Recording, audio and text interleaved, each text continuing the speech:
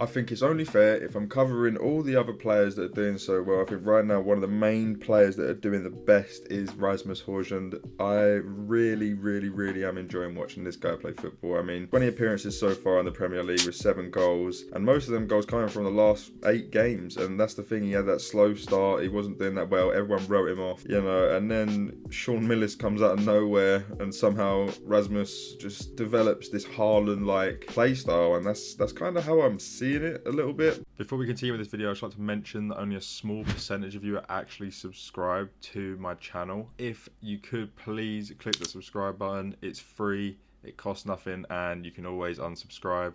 I am also trying to hit 5,000 subscribers as quickly as humanly possible, so any support towards that would mean the world to me. Thank you and enjoy the rest of the video.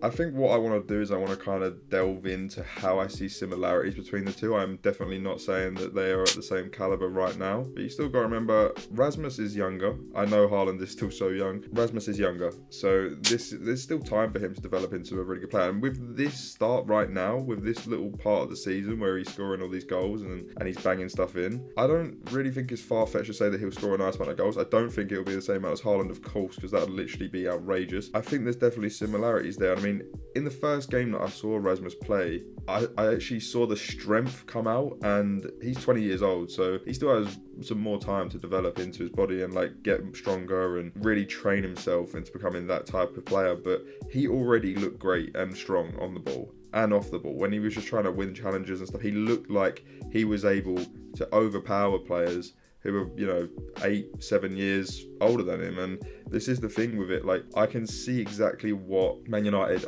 have seen in him, and I understand like the concept of, you know, you get someone kind of similar to Haaland and hope, but I think they have done all right job with this signing now. I think if you actually like watch him play, he is good. He's a good finisher, he's very good on the ball, he is clinical. Like, there hasn't been that many misses that I've seen. He has had a few, yes. Realistically, like first couple games in the biggest league in the world, I think anyone's gonna have that type of little blip. Well, obviously, unless you're Haaland. But this is the thing. I think maybe if Rasmus joined 2 years later, then it would have been different and he would have hit the ground running. But he's starting to hit the ground and starting to run. So now it's like he's changed that all around, and the perspective has changed. A lot of people are praising him a lot more now, obviously, because they're seeing the actual player that Man United would have seen. I think they've got an absolute gem of a player purely down to the fact that he was literally born in 2003. Like, this kid is so young. He's got loads of time and he's already looking great. And this is the thing with it, price tag's heavy, but it's one for the future. You can tell it was always one for the future. Now, at the start of when they first signed Rasmus, I actually said about his goal record in the Serie A, and I couldn't justify that being worth 65 million. That's the problem. I couldn't justify that part of it. I can justify scouting for future talent, but I cannot justify in that moment that was the player that they wanted.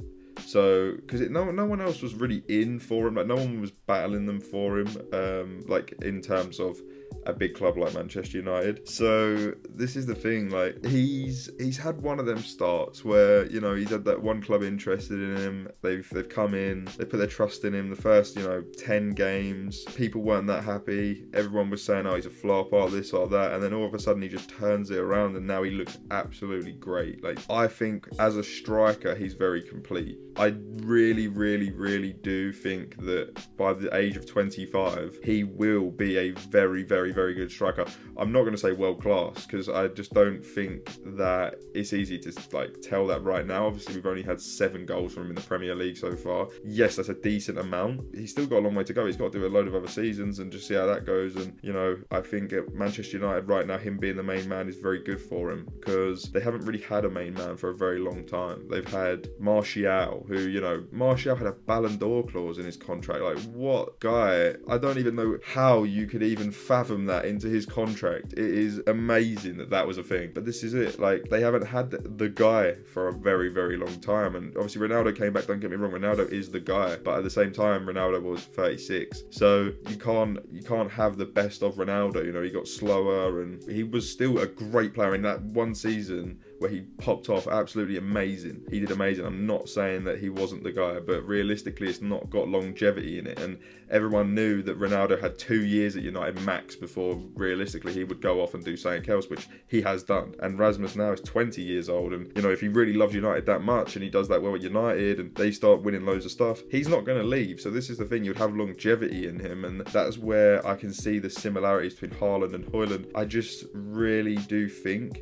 that they both tie into each other very well. I do think Haaland's stronger 100%. I think Haaland is better at finishing 100% because that just proves of his stats. That's just facts. There's nothing you can say about that. But there's 100% similarities between the two, and people are going to probably moan and be like, how dare you even put this guy and this guy in the same thing? But it's not about them being equal. It's about what Hojlund can become. If he moulds himself after Haaland, after what Haaland's done in the Premier League, he can mould himself after that. And right now he is smashing in goals every game. Like, that, it's been 6 games, 7 goals. And that's the thing, like, that's an amazing record to have at that age in the Premier League. You guys are really ignoring the fact there are players like Eddie Nketiah who sits at Arsenal who, like, he just isn't good in terms of strength and whatever, and he isn't even that good in finishing either. It's very odd, but yet he still gets played up front. I would kill to have someone like Rasmus in my team because he's an out and out striker and he's moulding into something really good, and I do see a lot of Haaland in him. Not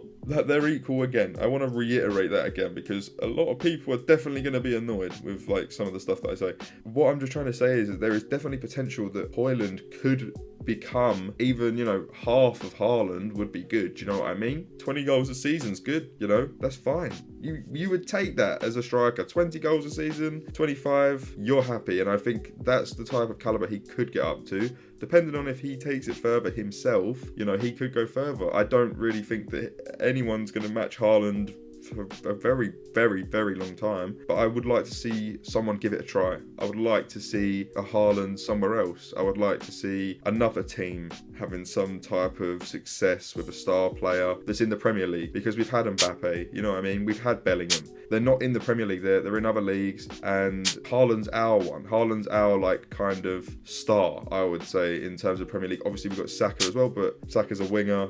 He's a great player, absolutely amazing player. I love Saka, but realistically, he's a winger. We're talking about strikers. We're talking about the people that are right there in the thick of it, right up front, just got to put the ball in the net. And the ones that do, we need to be praising them. And that is why I'm here praising Hojlund, because I think he's been amazing to watch. I think he's really revived that United team. And obviously you've got a lackluster Anthony on the wing.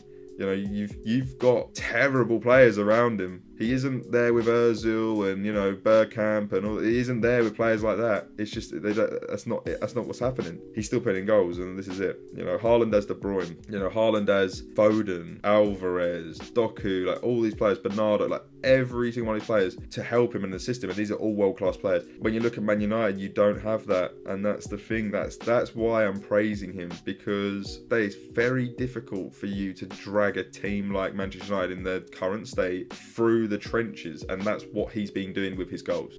End of. He has literally single-handedly got them in a great position in the league. They are now probably going to challenge for top 4, I'd say, and I think they've really got to give a lot of the props to Hojlund, and I'm going to, and I do hope that he carries on his great form. It has been amazing to see such a young player thrive in such a hard environment, because it is the best league in the world, it is the hardest league in the world, and he has taken on that challenge pretty well. Considering he's only had 20 games, I would be very, very pleased if I had performed the way he has so far.